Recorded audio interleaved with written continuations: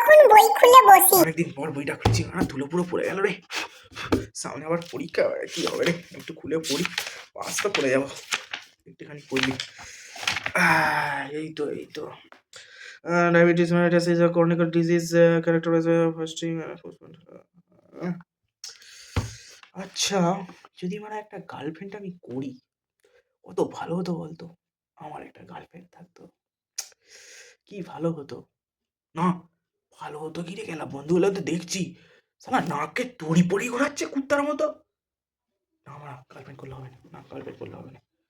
তার চেয়ে আমার মনে হয় যদি ডাইরেক্ট বিয়েটা করে নিই, আর শীতকালে খাটও কাঁপবে আর শরীরও গরম হয়ে যাবে।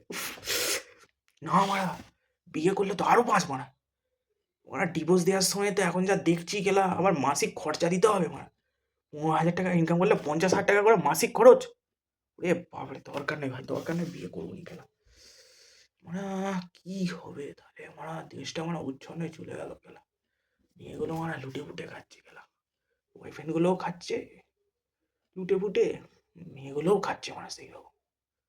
আর মারা কি বলি গেলা, ভবিষ্যতে মানে আমার কি হবে কে জানে।